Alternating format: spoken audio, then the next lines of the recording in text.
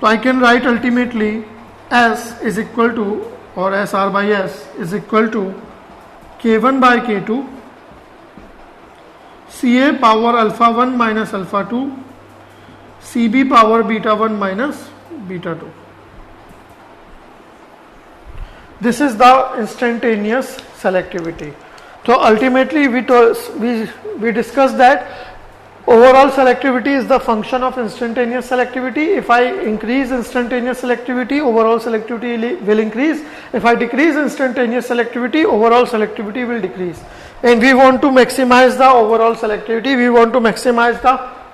want to increase the value of this overall selectivity. So ultimately what we need, we have to increase the value of instantaneous selectivity, and we can see that instantaneous selectivity for any parallel reaction is the function of rate constants K1, K2 and concentrations. Okay, next point, how concentration and rate constants are going to affect the instantaneous selectivity. तो वो हम अब वो देखेंगे. ठीक है. Okay, wonderful. So suppose if alpha 1 is greater than alpha 2 and beta 1 is greater than beta 2, then हम क्या चाहते हैं? We want to keep high selectivity. Okay, we want to keep high selectivity, high instantaneous selectivity. So we can see that here S is proportional to alpha 1 is greater than alpha 2, so means alpha 1 minus alpha 2 will be a positive term. So S is proportional to CA power positive, CB power some positive value. So I can say that I have to keep high CA and high CB. Okay guys. Second case. और इसे थोड़ा अच्छे से लिखते हैं.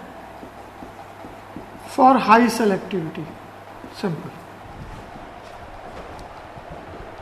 Second case, if alpha 1 is less than alpha 2 and beta 1 is equal to beta 2. Let's say alpha 1 is less than alpha 2 and beta 1 is equal to beta 2, then we can see that S is proportional to CA power alpha 1 minus alpha 2. Alpha 1 is less than alpha 2, so this value will be negative.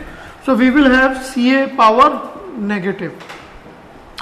CB power beta 1 minus beta 2, both are same, so it will be CB power 0. So I can see that I have to keep. Now if you increase CA, then S will decrease, but if you decrease CA, S will increase. So I have to keep low concentration of A, and S is independent of B. B नहीं, CB. Okay guys. So based on these two cases, बाकी cases आप समझ गए होंगे, I hope. वो मुझे लिखने की नीड नहीं है और मैं लिखूंगा भी नहीं. आगे मल्टीपल केसेस हो सकते हैं. Alpha 1 less than alpha 2, beta 1 greater than beta 2, alpha 1 less than alpha 2, beta 1 less than beta 2, alpha 1 equal to alpha 2, beta 1 greater than less than, ये वो सो मेनी थिंग्स आ जाएगा. इन दो केसेस से ही आप सारी चीजें समझ गए होंगे, I hope and I believe. ठीक है. अब मेरा यहाँ पे एक क्वेश्चन है, tell me the answer. I am talking about high CA, low CA, high CB, low CB, whatever it is. ये कौन सा कंसंट्रेशन है? This is concentration of A and B at inlet, outlet और within the reactor. Okay, so आप सभी का answer same है, within the reactor. That's true, because instantaneous selectivity is based on the rate of reaction, and rate of reaction can be measured only and only within the reactor. So all this data K, CA, CB is all within the reactor. So we have to keep high CA, low CA, high CB, low CB within the reactor. Okay, and how can we keep high CA, low CA within the reactor, that we will discuss. But before that, third case, that is K1, K2. how rate constants are going to affect the instantaneous selectivity. और ये सबसे important point है क्योंकि temperature के respect में हम यहां देख रहे हैं, तो इसे समझना थोड़ा इजी है, बस फोकस करना. Case 3 and case 4. Now just see this. Rate constant is the function of temperature. We know that. Okay. If I increase the temperature, then you know that as temperature increases, rate constant K increases. So K1, K2 both will increase. If I decrease the temperature, then K1, K2 both will decrease. So what should I do? अब यहां पे question आता है कि temperature change करने पे K1, K2 दोनों change हो रहे हैं. ओके, मेरा क्वेश्चन ये है why K1 and K2 are different. क्योंकि इस रिएक्टर में जो भी टेम्परेचर होगा, suppose if I set 300 kelvin, then temperature will be same 300 kelvin for both the reactions, for both the K1 and K2. Then why their value is different? If temperature is same, then why the value of K1 and K2 is different for the parallel reaction? Wonderful Kirti, confirm, बहुत अच्छे तो से. बाकी लोगों का भी बढ़िया answer है. Because activation energy of both the steps are different, that's why the rate constant K1 and K2 will be different, irrespective of the temperature. So I have to keep high or low temperature, that depends on the value of their activation energy. So if E1 is greater than E2 or E1 is less than E2, these are the two possibilities only. ठीक है कि E1 is greater than E2 और E1 is less than E2, तो क्या करेंगे?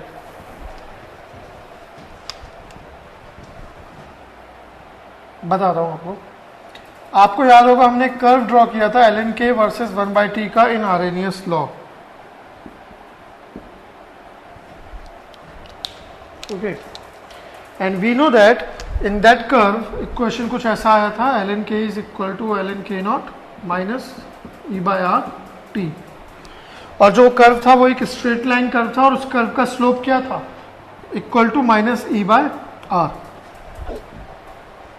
ठीक है. So in this case E1 is greater than E2, means E1 is high, E2 is low. So K1 का जो कर्व है वो कुछ ज्यादा ही स्टीप होगा क्योंकि E1 की वैल्यू हाई है, एंड K2 का कर्व थोड़ा हॉरिजॉन्टली डाउनफॉल करेगा बिकॉज E2 की वैल्यू लो है. Now what I want, I want the high value of selectivity. So obviously this ratio K1 by K2 should be high. अब ये ratio high कैसे होगा? दो पॉसिबिलिटीज हैं. First, if you increase the value of K1, and second, if you decrease the value of K2. If K1 increases or K2 decreases, this ratio will increase. So see this, if I increase the temperature,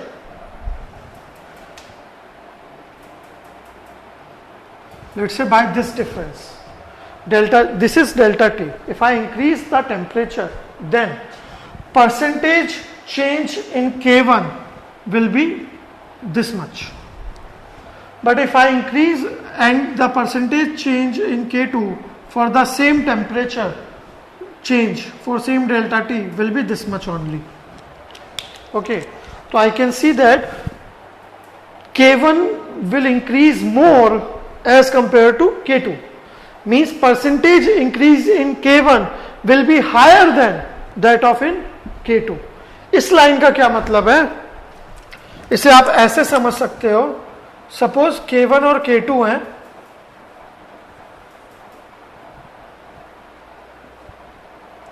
ठीक है, मैंने temperature T1 से T2 कर दिया. T1 पे K1 की value थी suppose 7, K2 की वैल्यू थी लेट्स से 3, तो इनका रेशियो क्या था? 7/3. Now if I increase temperature for same delta T, percentage increase in K1 will be more. So let's say K1 increases from 7 to 21. ठीक है, 7 से वो 21 हो गई. K2 की वैल्यू में जो परसेंटेज इंक्रीज है वो कम होगा as compare to K1. Let's say वो वैल्यू इंक्रीज होकर 3 से हो जाती है 5. Okay guys, now you can see initially ratio क्या था, 7/3 means approximately 2. Now what is the ratio, 21/5 means approximately 4. तो रेशो इंक्रीज हो गया, means instantaneous selectivity will increase. So मुझे इस ऐसे सिनेरियो में क्या करना चाहिए, मुझे टेम्परेचर इंक्रीज करना चाहिए. So I will keep high temperature. ठीक है, मैं एक बार फिर से रिपीट कर रहा हूं, आप समझ जाओगे फोर्थ केस की हेल्प से. E1 is less then E2. So E1 is small, so the slope of K1 curve will be small. So K1 curve will be something like this. E2 is high, so slope of K2 curve will be large, so it will be more steep curve, something like this. Okay, now see this again. If I increase the temperature, K1 K2 की कुछ values हैं, suppose वही ले लेते हैं 6 and 3. Initial temperature T1. If I increase the temperature from T1 to T2, increase कर रहे हैं, then for the same delta T the percentage change in K2 will be high, and percentage change in K1 for the same delta T will be low. ठीक है, means if I increase temperature,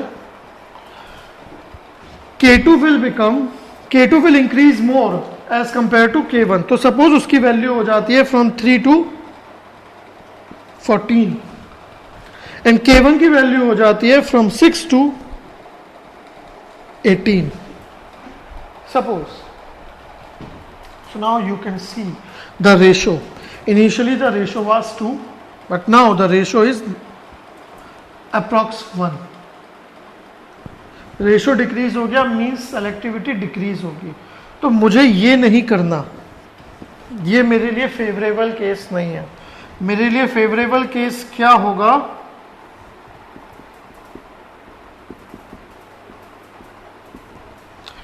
if I decrease the temperature, and if I decrease the temperature, then you can see the percentage decrease in K2 will be more as compared to K1. Means K2 will decrease more as compared to K1. So suppose वो value, if I decrease temperature, K2 will decrease more as compared to K1. तो K2 की value 3 times decrease होके हो जाती है 1 और K1 की value decrease होके हो जाती है suppose 4. Now you can see the ratio. Initially it was 2, now it is 4. So over instantaneous selectivity will be high. So in this scenario I will prefer and keep low temperature. Okay guys, so I hope ये आपको clear है, the effect of temperature on instantaneous selectivity. Okay, so the point is, you know that how to keep high and low temperature within the reactor. To keep high temperature, supply the steam in reactor jackets. To keep low temperature, supply the cooling water in reactor jackets. You know that, it's simple. Just try to understand. Ultimately I want to increase the instantaneous selectivity, so this ratio K1 by K2 should be high.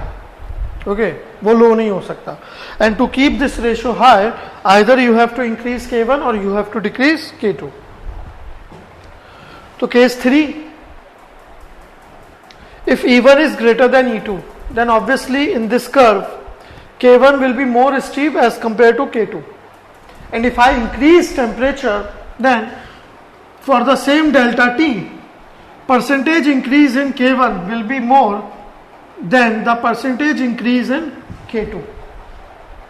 ठीक है, or you can say in simple words, in layman terms, K1 will increase more as compared to K2.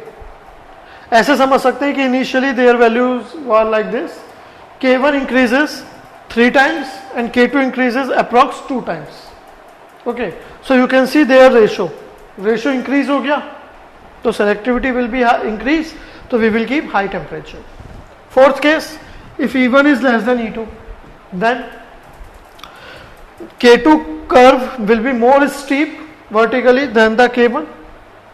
अब यहाँ पे मैं obviously temperature increase नहीं कर सकता, because if I increase the temperature, then these rate constants will increase, but the percentage increase in K2 will be more as compared to K1. So, कुछ इस तरह से K2 की वैल्यू हमारी suppose 5 times increase हो गई और K1 की सिर्फ 3 टाइम्स इंक्रीज हुई है, बट उनका जो रेशियो है वो डिक्रीज हो रहा है, तो इसलिए ये फेवरेबल कंडीशन नहीं होगी. फेवरेबल कब होगा? जब मैं यहाँ पे लो टेम्परेचर रखूंगा, means if I decrease the temperature, because as temperature decreases rate constant K will decrease, and rate constant K decreases, it means percentage decrease in K2 will be more as compared to percentage decrease in K1, or in layman terms you can say K2 will decrease more as compared to K1. K2 ज़्यादा गिरेगा as compared to K1, something like this. Initially उनका value कुछ ये था, K2 की value ज़्यादा गिरेगी, ज़्यादा डिक्रीज होगी, तो मीन्स वो 3 टाइम्स डिक्रीज हो गई, और K1 की वैल्यू कम डिक्रीज होगी, percentage decrease in K1 will be low, तो वो सपोज 1.5 टाइम्स डिक्रीज हुई है, जो भी है ये, ठीक है, वो देख लेना अप्रॉक्स. तो उनका रेशो देख लो, रेशो इंक्रीज हो रहा है, ठीक है, तो इसलिए मैं लो टेम्परेचर प्रेफर करूंगा. समझ रहे हो? कहने का मतलब ये है सिंपल और सीधे शब्दों में, अगर डिजायर्ड स्टेप, हमारी जो पैरेलल रिएक्शन है उसमें 2 स्टेप होते हैं, एक स्टेप से डिजायर्ड प्रोडक्ट बनता है, दूसरे स्टेप से अनडिजायर्ड बनता है. मैं अभी 2 ही स्टेप की बात कर रहा हूँ, ये 2 ही स्टेप हो रहे हैं और तीसरा नहीं है कोई. A gives R, A gives S, बस. A gives T नहीं है, A gives R, A gives S, ऐसा कोई सीन है. समझना, बहुत ही सिंपल सीधे शब्दों में, अगर डिजायर्ड स्टेप की एक्टिवेशन एनर्जी ज्यादा है तो मैं हाई टेम्परेचर रखूंगा, अनडिजायर्ड स्टेप की एक्टिवेशन एनर्जी ज्यादा है तो मैं लो टेम्परेचर रखूंगा. सिंपल, इससे आसान नहीं हो सकता,